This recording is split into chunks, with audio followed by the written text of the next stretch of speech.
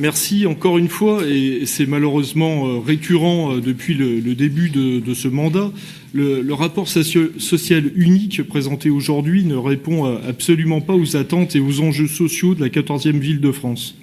Pour s'en rendre compte, et si vous êtes en mal d'inspiration, nous vous invitons à consulter celui communiqué par la ville de Lyon au cours des derniers exercices. La différence est saisissante, un gouffre tant sur la quantité des informations fournies que sur la qualité des analyses.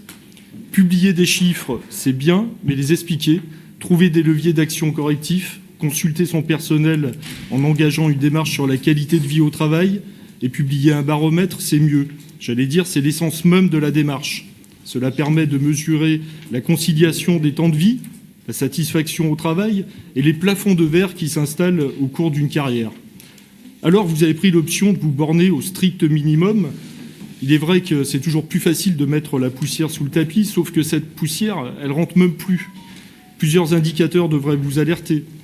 La hausse des jours d'absentéisme, tout d'abord, qui permet d'avoir une idée quelque peu concrète du climat qui règne dans notre collectivité, en augmentation constante depuis 3 ans. Elle se situe aujourd'hui à hauteur de 32,8 jours par fonctionnaire et 17,1 jours pour les contractuels. La hausse constante des accidents de service et des maladies professionnelles.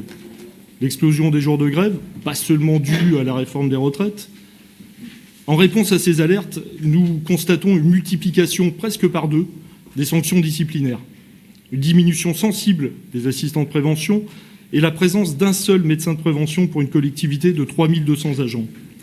Il est par ailleurs assez cynique, et nous le verrons tout à l'heure dans une délibération, de voter une hausse des tarifs des mutuelles du personnel, entre autres parce que nous constatons une hausse de la sinistralité.